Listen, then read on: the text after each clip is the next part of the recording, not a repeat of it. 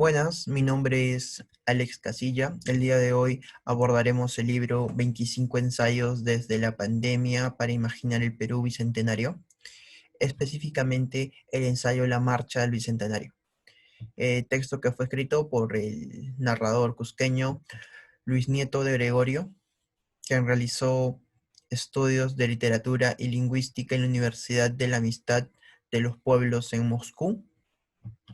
El objetivo del ensayo es mostrar la larga marcha hacia el bicentenario, teniendo como protagonistas principales a los peruanos excluidos con la instauración de la República. El ensayo abarca desde la independencia hasta la actualidad, por lo cual existe una prevalencia de los paradigmas de orden mental y consensual.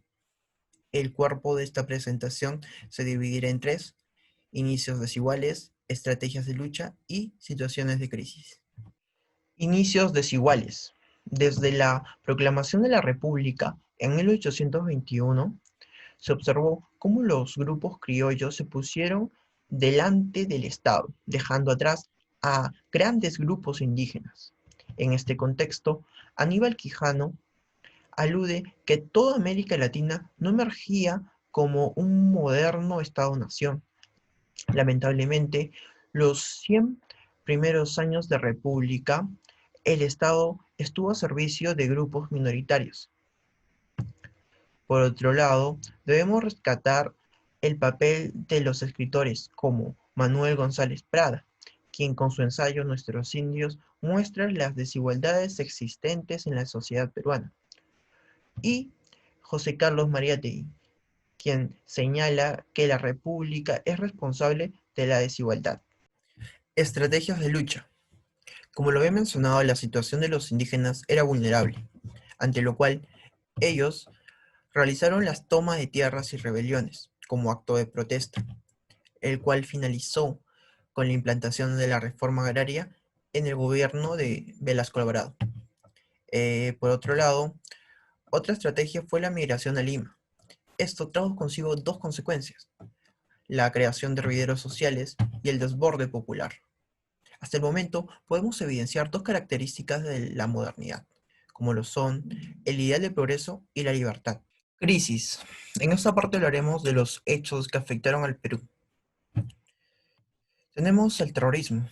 La violencia política que desató Sendero Luminoso en 1980 significó un duro revés, no solo para la economía de nuestro país, sino sobre todo para su tejido social, con un enorme costo de vidas humanas y un golpe casi letal a las organizaciones gremiales y sociales que habían sumergido a lo largo del siglo.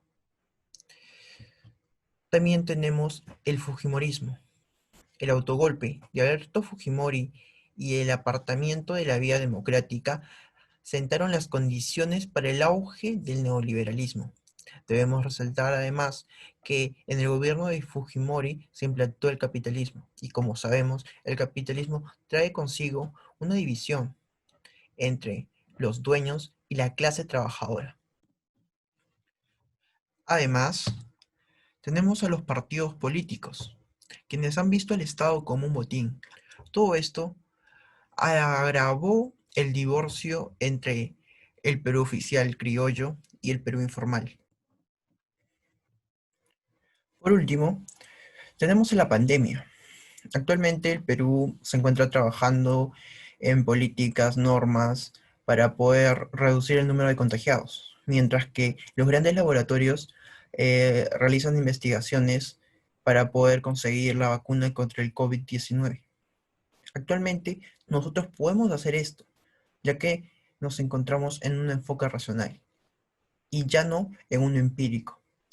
Esto de aquí es otra evidencia del cambio y el aporte de la modernidad a nuestra situación actual. Cierre. Este cierre lo vamos a dividir en dos. Primero vamos a hablar netamente del texto, y en segundo lugar vamos a hablar de las relaciones con el concepto de modernidad. Con el texto tenemos que en 200 años de vida independiente los peruanos ni siquiera habíamos logrado construir un Estado al servicio de todos los peruanos. La pandemia puede ser el catalizador para que finalmente el Estado, renovados partidos políticos y movimientos sociales apuesten por un proyecto de nación.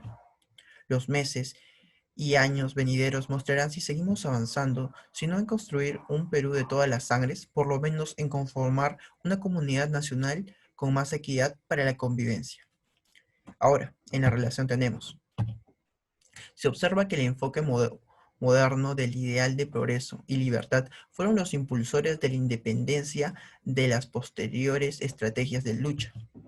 Las crisis terroristas surgen a partir de las desigualdades y son encaminadas por las ideas comunistas, mientras que el gobierno de Fujimori inserta el capitalismo agravando las desigualdades. La política peruana quebranta el Estado moderno al no enfocarse por el bien común de la población. La pandemia puede ser soportada por la comunidad mundial debido a los avances científicos modernos, que cuenta con un enfoque racional dejando de lado el empirismo. Muchas gracias.